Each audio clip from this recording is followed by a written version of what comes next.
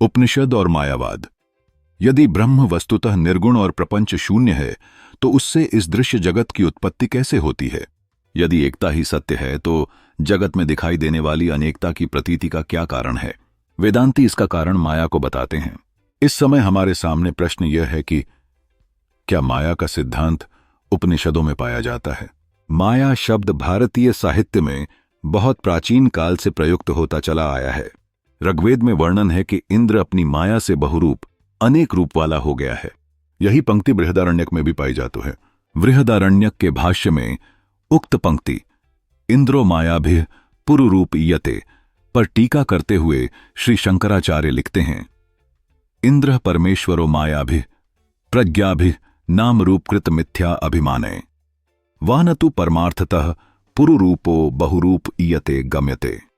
अर्थात इंद्र या परमेश्वर नाम रूप कृत मिथ्याभिमान से अनेक रूपों वाला दिखलाई देता है।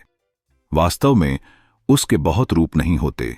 जैसे एक ही व्यक्ति पिता, चाचा, ताऊ, श्वसुर, जमाई, पुत्र, दामाद इत्यादि हो सकता है, वैसे ही एक ही परमात्मा जगत के रूप में अनेक रूप में भासित होता है।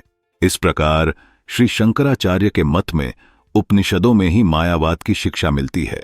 जहां द्वैत जैसा ईवे होता है वहां इतर अन्य, इतर को अन्य को देखता है, इतर को सुनता है और इतर को जानता है, एक दूसरे से बातचीत करता है। जब इस आत्म के लिए सब कुछ आत्मा ही हो जाता है तो किसे किससे देखे, किसे किससे सूंघे, किसे किससे सुने। यहां ईव शब्द के प्रयोग से वेदांतियों को सम्मति में मायावाद की पुष्टि होती है। जैसे मिट्टी से बने सारे पदार्थ, मृत्तिका के सारे कार्य नाम रूप मात्र ही हैं, वस्तुतः मिट्टी ही वास्तविक सत्य है। छांदोग्य का यह वाक्य भी जगत के नाम रूप मात्र होने की घोषणा करता है। श्वेताश्वेतर उपनिषद में लिखा है, अस्मात् मायी सृजते विश्वम एतत् मायाम तु प्रकृति विद्यात् मायनम तु महेश्वरम। अर्थात वह मायावी इससे सारे जगत की सृष्टि करता है। प्रकृति को ही माया समझना चाहिए और महेश्वर या शिव को माई या माया का स्वामी समझना चाहिए। इन उद्धरणों के बल पर शंकर के अनुयायी वेदांतियों का कहना कि उपनिषद मायावाद की शिक्षा देते हैं। उनके कुछ विरोधियों का कथन कि उपनिषदों में माया सिद्धांत का लेश भी नहीं है और यह सिद्धांत तो बौद्धों से प्रभावित हुए। शंकराचार्य की अपनी कल्पना है।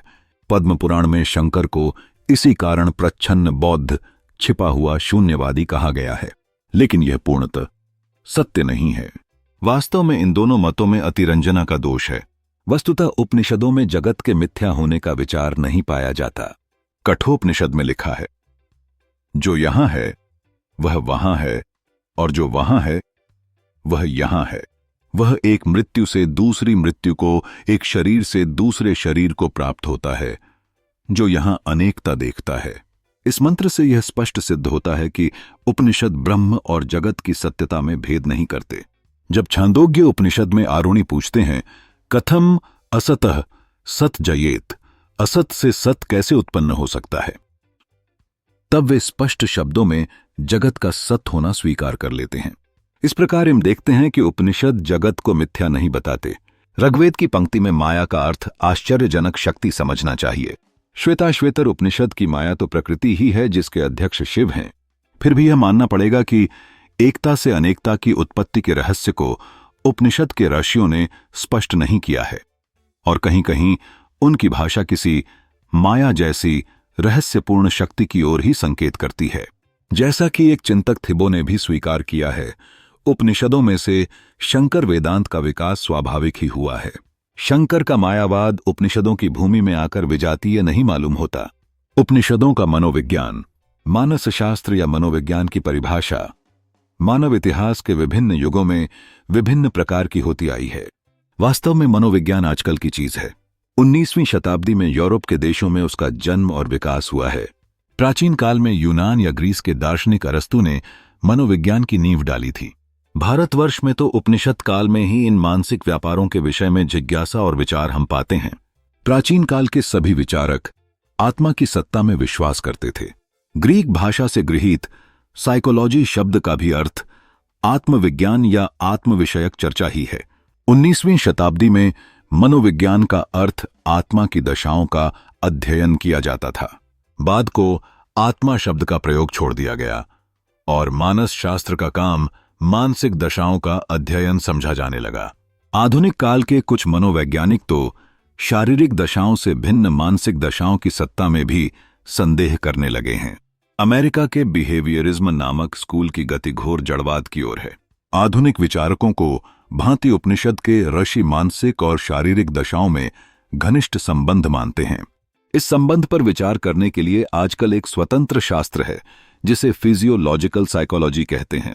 छांदोग्य उपनिषद में लिखा है, अन्नमयम हि सौम्य मनः, अर्थात हमारा मन अन्नमय या अन्न का बना हुआ है। अन्न का ही सूक्ष्म भाग मन में परिवर्तित हो जाता है।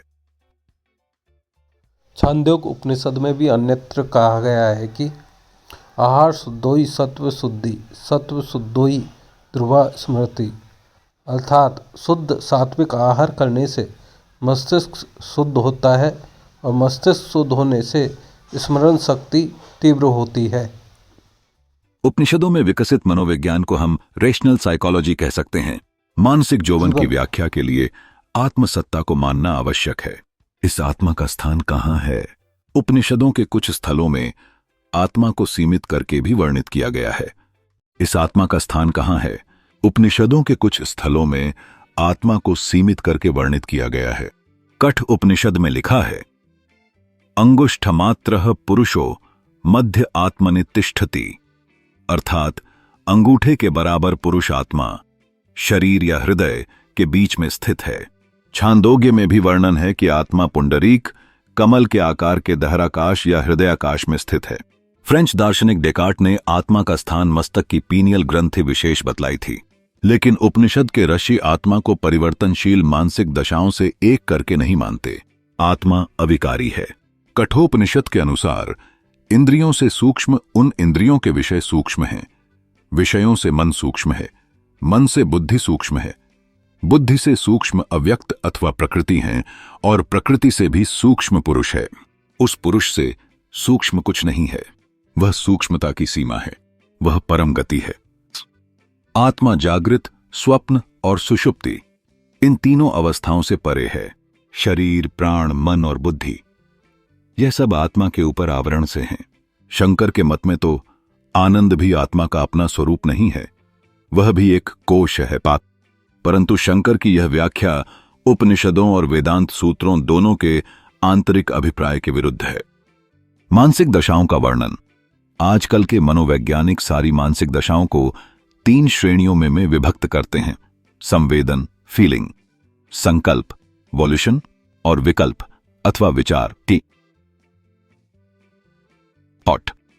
ऐतरेय उपनिषद के एक स्थल में लगभग 1 दर्जन मानसिक दशाओं के नाम हैं, अर्थात संज्ञान, अज्ञान, विज्ञान, प्रज्ञान, मेधा, दृष्टि, धृति, मति, मनीषा, जुति, स्मृति, संकल्प, क्रतु, असु, काम और वश, cognition, ignorance, science, wisdom, intelligence, vision, courage, intellect, wisdom, skill, memory, determination, action, anger, desire, and control.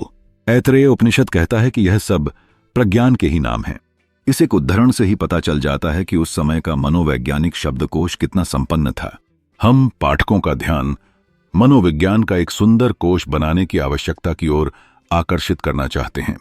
यह काम संस्कृत के दार्शनिक साहित्य की सहायता से बिना कठिनाई के पूरा हो सकता है, परंतु इसके लिए कई व्यक्तियों का सहयोग अपेक्षित है।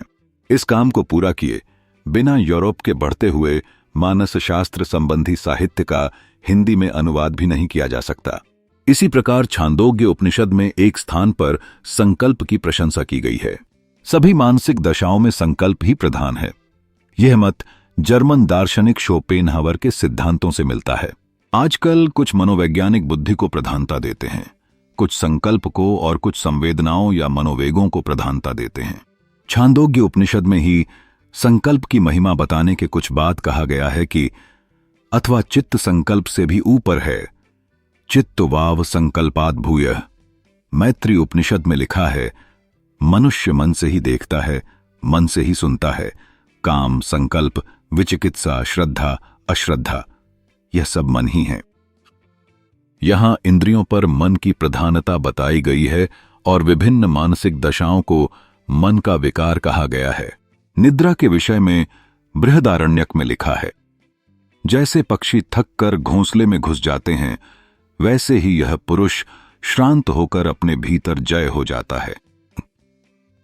छांदोग्य में एक स्थल में लिखा है कि सोते समय यह पुरुष नाड़ियों में प्रवेश कर जाता है और स्वप्न नहीं देखता। स्वप्नों के विषय में उपनिषदों के विचार महत्वपूर्ण हैं। वे पुरुष में स्वप्न क्षणों में सृजन करने की शक्ति का वर्तमान होना मानते हैं। बृहदारण्यक उपनिषद के अनुसार वहां न रथ होते हैं न रथ के रास्ते, रथों और उनके मार्गों का यह सृजन करता है, बहती हुई झीलों का, तड़ागों का इत्यादि का। उपनिषदकार जीव की अमृता या मृत्यु के बाद जीवन की शिक्षा के पक्षपाती हैं। आजकल की साइकिकल रिसर्च की परिषदें इस प्राचीन सत्य को स्वीकार और सिद्ध कर रही हैं। उपनिषदों का व्यवहार दर्शन। व्यवहार शास्त्र, व्यवहार दर्शन अथवा आचार शास्त्र में समाज में रहकर मनुष्य को किन किन कर्तव्यों का पालन करना चाहिए, इसका वर्णन रहता है। शास्त्र और समाज जिन्हें हमारे कर्तव्य बतलाते हैं, वे युक्ति संगत या बुद्धि के अनुकूल हैं या नहीं, कौन सा आचार या क्रिया वर्जनीय है और कौन ग्रहण करने योग्य है, इसका वैज्ञानिक विवेचन व्यवहार शास्त्र का काम है। मनुष्य जिस भांति रह रहे हैं और अपने साथियों के चरित्र को देखकर अच्छे बुरे का निर्णय कर रहे हैं, उस पर विचार करके क्या हम किन्हीं सार्वभौम वैज्ञानिक सिद्धांतों पर पहुंच सकते हैं? क्या मानव व्यवहार के, उस व्यवहार के जिसे हम नैतिक दृष्टि से ग्राह्य कहते हैं, कुछ ऐसे नियम हैं जो देशकाल की सीमा से परे हैं? सामाजिक और नैतिक संस्थाओं के इतिहास का अध्ययन करके क्या हम उनके परिवर्तन और विकास के नियमों को जान सकते हैं? इस विकास की क्या कोई नियमित गति है? व्यवहार दर्शन ऐसे ही प्रश्नों के उत्तर खोजता है। यूरोप के विद्वान बार बार यह आक्षेप करते हैं कि भारतीय विचारकों ने व्यवहार दर्शन में विशेष अभिरुचि या दिलचस्पी नहीं दिखलाई है। उनके इस शास्त्र संबंधी सिद्धांत या विचार वैज्ञानिक विश्लेषण से प्राप्त नहीं किए गए हैं। शायद कुछ हद तक यह आक्षेप ठीक होते हैं। वस्तुतः भारतवर्ष में व्यवहार शास्त्र अपने को श्रुतियों, स्मृतियों तथा अन्य धार्मिक ग्रंथों के प्रभाव से मुक्त न कर सका। ग्रीस में अरस्तु ने जो काम इतने प्राचीन समय में अपनी एथिक्स लिखकर किया, वह भारत के विचारक आज तक न कर सके। लेकिन इसका अर्थ यही नहीं है कि भारतीय विचारकों की व्यावहारिक प्रश्नों में अभिरुचि नहीं थी। इसके विषय में अधिक हम आगे लिखेंगे। यह ठीक है कि उपनिषद के ऋषि व्यवहारिक समस्याओं पर उतना ध्यान नहीं देते जितना कि आत्मा परमात्मा संबंधी विचारों पर। अतः भारतवर्ष में सारी दार्शनिक खोज का उद्देश्य व्यावहारिक था। भारत के दार्शनिक एक विशेष लक्ष्य तक पहुंचना चाहते थे, जिसके उपायों की खोज ही उनकी दृष्टि में दार्शनिक प्रक्रिया थी। उपनिषदों में नैतिक शिक्षाएं जगह जगह बिखरी हुई पाई जाती हैं। वे सत्य पर विशेष जोर देते हैं। सत्यकाम जाबाल की कथा में सत्य बोलने का महत्व दिखाया गया है। प्रश्नोपनिषद में लिखा है, समूलो व एव परिशुष्यति योनुतमभिवदति, अर्थात वह पुरुष जड़ सहित नष्ट हो जाता है जो झूठ बोलता है। मुंडकोपनिषद कहता है, सत्यमेव जयते न अनृतम सत्येन पंथा विततो देवयान, अर्थात सत्य की ही जय होती है, झूठ की नहीं। सत्य से देवयान, देवमार्ग विस्तृत या प्रशस्त होता है। तैत्तिरीय उपनिषद में आचार्य ने जो शिष्य को शिक्षा दी है, वहां दान के विषय में लिखा है, श्रद्धया देयम अश्रद्धया अदेयम श्रिया देयम ह्रिया देयम भिया देयम, अर्थात दान श्रद्धा से देना चाहिए, अश्रद्धा से नहीं। धन का दान करना चाहिए, लज्जा से दान करना चाहिए, भय से दान करना चाहिए। देवों और पितरों के कार्य से प्रमाद नहीं करना चाहिए। माता को देवता समझना चाहिए, पिता को देवता समझना चाहिए। इंद्रिय निग्रह की शिक्षा तो उपनिषदों में जगह जगह पाई जाती है। इंद्रियों की घोड़ों से उपमा दी गई है, मन को उन्हें बांधने वाली रस्सियों से और बुद्धि को सारथी से उपमा दी गई है। उस पुरुष का ही कल्याण होता है जिसकी बुद्धि मन और इंद्रियों को वश में रखती है। कर्ता की स्वतंत्रता। कर्म करने में हम स्वतंत्र हैं या नहीं? यदि हम स्वतंत्र नहीं हैं, यदि ईश्वर ही अच्छे बुरे कर्म कराता है, अथवा यदि भाग्य के वश में होकर हम भले बुरे कर्म करते हैं, तो हमें कर्मों का फल नहीं मिलना चाहिए। जिसके करने में मेरा हाथ नहीं है, उसके लिए मैं उत्तरदायी नहीं हो सकता। उपनिषद कर्म सिद्धांत और पुनर्जन्म को मानते हैं, इसलिए वे कर्ता की स्वतंत्रता को भी मानते हैं। कठोपनिषद में लिखा है, अपने अपने कर्मों के अनुसार जीवधारी पशु पक्षियों या वनस्पतियों की योनि को प्राप्त होते हैं। मुक्तिकोपनिषद कहता है, वासना की नदी अच्छे और बुरे दो रास्तों से बहती है। मनुष्य को चाहिए कि उसे अपने प्रयत्न से सन्मार्ग में, सत्य के मार्ग में प्रवाहित करे। यहां स्पष्ट ही पुरुषार्थ पर जोर दिया गया है। कहीं कहीं कर्ता की स्वतंत्रता के विरुद्ध भी वाक्य पाए जाते हैं। जिन्हें वह ऊंचे लोकों में पहुंचाना चाहता है, उनसे अच्छे कर्म कराता है, परंतु उपनिषदों का हृदय कर्तृ स्वातंत्र्य के पक्ष में है। अन्यथा आत्मा व अरे श्रोतव्यो मंतव्यो निदिध्यासितव्य, अर्थात आत्मा का ही श्रवण, मनन और निदिध्यासन करना चाहिए इत्यादि उपदेश वाक्य व्यर्थ हो जाएंगे। कर्म और संन्यास। जैसा कि हम पहले इंगित कर चुके हैं, जीवन के भोगों और ऐश्वर्यों के प्रति उपनिषदों का भाव उदासीनता का है। बाद के कठ आदि उपनिषदों में संन्यास के लिए प्रबल आकर्षण पाया जाता है। याज्ञवल्क्य जैसे गायों की कामना करने वाले विचारक उत्तरवर्ती युग में कम होते जाते हैं। श्रेय मार्ग और प्रेय मार्ग के बीच में तेज रेखा खींच दी जाती है और दार्शनिकों को त्याग और तपश्चर्या का जीवन आकर्षित करने लगता है। ईशोपनिषद में ज्ञान और कर्म दोनों के समुच्चय की शिक्षा है। जो अविद्या की ही उपासना करते हैं, वे घोर अंधकार में घुसते हैं। जो विद्या ज्ञान मार्ग के उपासक हैं, वे उससे भी गहरे अंधकार में जाते हैं। जो केवल विद्या और अविद्या दोनों को साथ साथ जानता है, वह अविद्या से मृत्यु को पार करके विद्या से अमृतत्व या अमृता का लाभ प्राप्त करता है। कर्म करते हुए ही 100 साल तक जीने की इच्छा करे। इस प्रकार ही मनुष्य कर्मों में लिप्त होने से बच सकता है। दूसरा कोई रास्ता नहीं है। इस समुच्चयवाद की शिक्षा का महत्व लोग दिन पर दिन भूलते गए। ज्ञान और संन्यास पर ज्यादा जोर दिया जाने लगा। भारतीयों के पतन का एक कारण यह भी हुआ कि यहाँ के बड़े बड़े विचारक नेता समाज के प्रति उदासीनता का भाव धारण करके अपने व्यक्तिगत मोक्ष की कामना करते रहे। आधुनिक विद्वानों का तो यह विश्वास है कि सारी मानव जाति की मुक्ति एक साथ ही होगी। अपने को समाज से अलग करके व्यक्ति उन्नति नहीं कर सकता। व्यक्ति को समाज से अलग कर देने पर उसकी सत्ता ही नहीं रहती। मनुष्य सामाजिक प्राणी है। समाज में रहकर ही वह अपना कल्याण कर सकता है। मोक्ष उपनिषदों का और भारत के अन्य दर्शनों का भी ध्येय दुखों से शाश्वत मुक्ति पाना ही था। मोक्ष के लिए ही आत्मसत्ता पर मनन और उसके ध्यान की शिक्षा दी गई है। आत्म प्राप्ति के लिए तत्पर होकर उपाय करने की इस शिक्षा अर्थात श्रवण, मनन और निदिध्यासन को श्री राणाडे के शब्दों में हम आध्यात्मिक कर्मवाद कह सकते हैं। यहां कर्मवाद का मतलब ब्राह्मणों के यज्ञ विधान नहीं समझना चाहिए।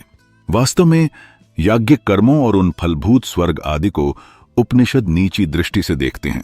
इसीलिए कहा गया है कि उपनिषदों का लक्ष्य अर्थात मोक्ष व्यावहारिक जीवन और बौद्धिक जीवन दोनों को अतिक्रमण करता है। भारतीय दर्शनों का लक्ष्य तो व्यवहार शास्त्र और तर्कशास्त्र दोनों के परे है। इसका अर्थ यही है कि मोक्ष प्राप्ति के लिए नैतिक पवित्रता और सूक्ष्म चिंतन अथवा मनन ही काफी नहीं है, यद्यपि यह दोनों ही आवश्यक हैं।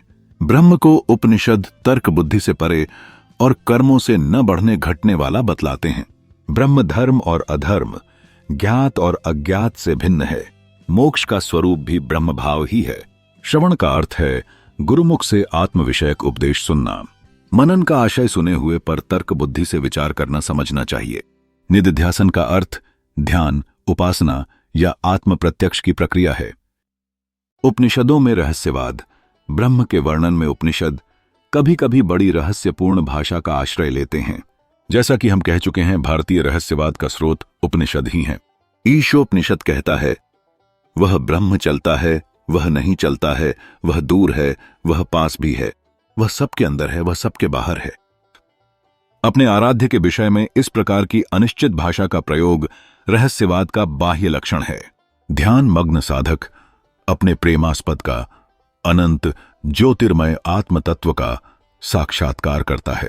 मानव स्वभाव से प्रेरित होकर वह उस साक्षात्कार की अनुभूति को वाणी में प्रकट करना चाहता है, परंतु सीमित भाषा असीम का वर्णन कैसे कर सकती है। अनंत प्रेम, अनंत सौंदर्य और अपार आनंद को प्रकट करने से लिए मानव भाषा में कोई शब्द ही नहीं है। प्रियतम को देखने और आत्मसात करने का जो असीम उल्लास है, उसकी रूप शिखा के प्रत्यक्ष का जो अपरिमित आश्चर्य है, वह सीमित और व्यावहारिक मस्तिष्कों से निकली हुई भाषा से परे है। यही रहस्यवादियों की चिरकालिक कठिनाई है। यही कारण है कि हमें कबीर जैसे कवियों की वाणी अटपटी और अद्भुत प्रतीत होती है। इसी कारण उपनिषदों की भाषा सीधी और सरल होते हुए भी कहीं कहीं दुरूह हो जाती है। उसमें स्पंदन नहीं है, अनिजत, लेकिन वह मन से भी अधिक बेगमान है। देवता उस तक नहीं पहुंच सकें, पर वह देवताओं तक पहले से ही पहुंचा हुआ है। वह सब दौड़ते हुओं को अतिक्रमण कर जाता है। यद्यपि स्वयं एक ही जगह स्थिर रहता है, उसके भीतर रहकर ही वायु जल को धारण करता है। यमाचार्य कहते हैं, बैठा हुआ ही वह दूर चला जाता है, सोता हुआ वह सर्वत्र पहुंच जाता है। उस हर्ष और अहर्ष, शोक सहित विरुद्ध धर्म वाले देवता को मेरे सिवाय कौन जान सकता है। इस ब्रह्म को जानने में मन और इंद्रियां असमर्थ हैं। बृहदारण्यक में लिखा है, इसलिए ब्राह्मण विद्वान को चाहिए कि पांडित्य को छोड़कर बालकपन का आश्रय ले। जो बालक के समान सरल बने बिना ब्रह्म प्राप्ति नहीं हो सकती। मुंडकोपनिषद का उपदेश है, प्रणव को धनुष समझना चाहिए और आत्मा को बाण। ब्रह्म ही लक्ष्य है। प्रमादहीन होकर इस प्रकार बंधना चाहिए कि आत्मा ब्रह्म में, लक्ष्य में तीर की तरह तन्मय होकर मिल जाए। उपनिषदों में भारतीय दर्शनों का मूल। हम पहले कह चुके हैं कि उपनिषद अनेक लेखकों की कृतियां हैं और उनमें अनेक विचारधाराएं पाई जाती हैं। हमने अब तक उपनिषदों के विचारों का वर्णन कुछ इस प्रकार किया है, मानो उनमें आंतरिक भेद नहीं है। लेकिन उपनिषदों के आधार पर अनेक आचार्यों और दार्शनिक संप्रदायों ने अपने मत की पुष्टि की है। यही इस बात का प्रमाण है कि उपनिषदों में विभिन्न विचार पाए जाते हैं। न्याय और वैशेषिक दर्शनों का मूल। न्याय और वैशेषिक दर्शनों का मूल उपनिषदों में प्रायः नहीं है। इसीलिए न्याय और वैशेषिक दार्शनिकों के लिए वेदांतियों को तार्किकों से विशेष चिढ़ हुए। न्यायिकों ने उपनिषदों से सिर्फ एक बात ली है, वह यह कि आत्मा निद्रावस्था में पुरीसत नाड़ी में शयन करता है। मोक्ष और आत्माओं के बहुत्व तथा व्यापकता की धारणाएं भी उपनिषदों की चीज मानी जा सकती हैं। परमाणुवाद और न्यायिकों का ईश्वर संबंधी अवधारणा को उपनिषदों में ढूंढ पाना अत्यंत कठिन है। सांख्य दर्शन का मूल स्रोत। कठोपनिषद में पुरुष को अव्यक्त से और अव्यक्त को महत्त्व से परे या सूक्ष्म बतलाया गया है। इस प्रकार सांख्य के प्रकृति, बुद्धि और पुरुष का वर्णन यहां मिल जाता है, किंतु सांख्य का मुख्य स्रोत श्वेताश्वेतर उपनिषद माना जाता है। इस उपनिषद में सांख्य दर्शन के प्रणेता कपिल का नाम भी आता है, किंतु वेदांती लोग वहां कपिल का अर्थ वर्ण विशेष करके उसे हिरण्यगर्भ का विशेषण बतलाते हैं।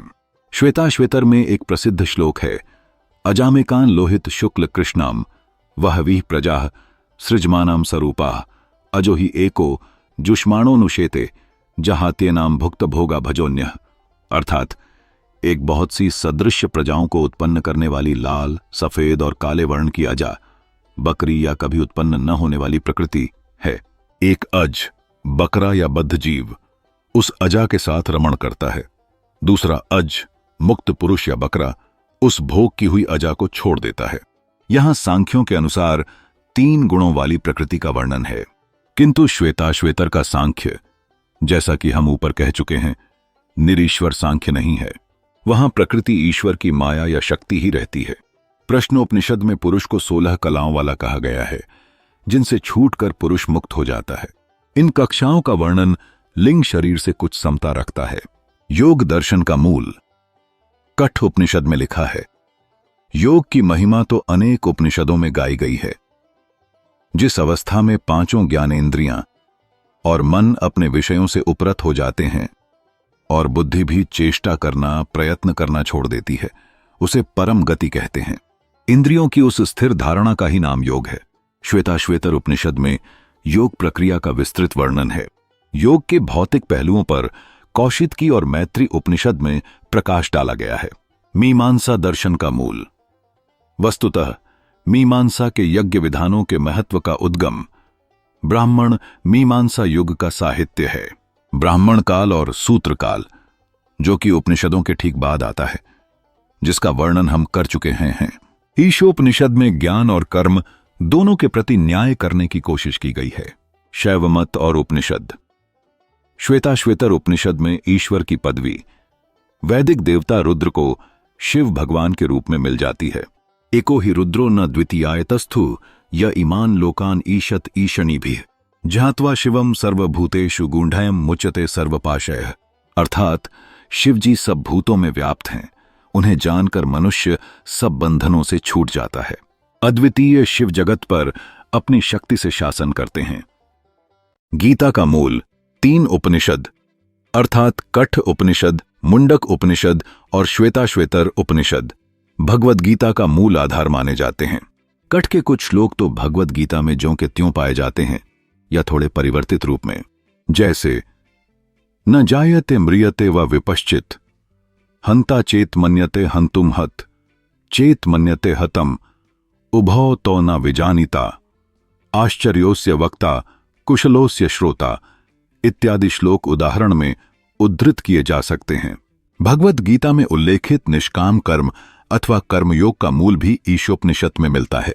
मनुष्य सत्कर्म करते हुए ही 100 वर्ष तक जीने की इच्छा करे। कुर्वन्नेवेह कर्माणि जिजीविषा इच्छेत समाह।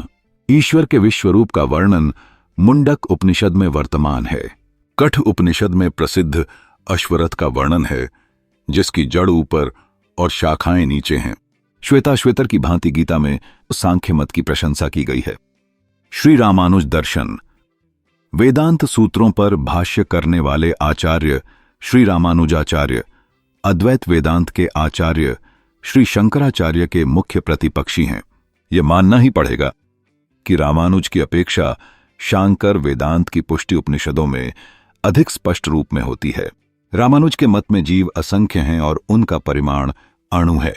प्रकृति की भी अपनी स्वतंत्र सत्ता है। ईश्वर सगुण है, जीव और प्रकृति उसके विशेषण विभूतियां हैं। कोई पदार्थ निर्गुण नहीं हो सकता। उपनिषदों की शिक्षा स्पष्ट रूप में जगत की एकता का प्रतिपादन करती है। नेह नानास्ति किंचन, कहीं नानात्व का उल्लेख नहीं है।